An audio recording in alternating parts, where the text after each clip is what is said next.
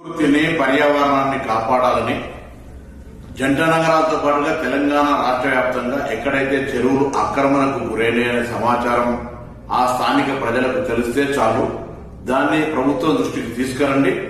ఎంత పెద్దవాళ్ళు ఉన్నా చెరువు ఆక్రమణకు గురి అయిందంటే అక్కడ సంబంధిత అధికారులు వచ్చి తగిన చర్యలు తీసుకుంటారు.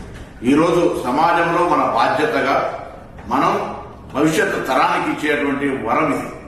మీ ప్రాంతంలో మీకు ఎక్కడ ఆర్టీఐ ద్వారా తీసుకున్నా పూర్వీకుల దగ్గర నుంచి వచ్చేటువంటి వారసత్వంలో చెరువులు ఎక్కడెక్కడ ఉండనో తెలుసుకొని అవి ఆక్రమణకు గురైతే ఎంత పెద్దవాళ్ళైనా సరే ఏ పార్టీ వాళ్ళైనా సరే ఆ సమాచారాన్ని ప్రభుత్వానికి ఫిర్యాదు రూపంలో చేయండి. ముఖ్యంగా హైదరాబాద్ ఇన్ఛార్జ్ మంత్రిగా జరుగుతున్నటువంటి చెరువుల పరిరక్షణకు జరుగుతున్నటువంటి ఒక కార్యక్రమంలో హైదరాబాద్ జంట నగరాల ప్రజలు, రంగారెడ్డి ప్రజలు ప్రకృతిని, భవిష్యత్ తరాన్ని, చెరువులను కాపాడుకొని ఒక వ్యవస్థను కాపాడుకోవడం జరిగే ఈ యొక్క ప్రక్రియలో స్వచ్ఛందంగా మీ ప్రాంతంలో చెరువులను రక్షించుకోవడానికి తరలి రావాల్సిందే ఈ సందర్భంగా కోరుతాను.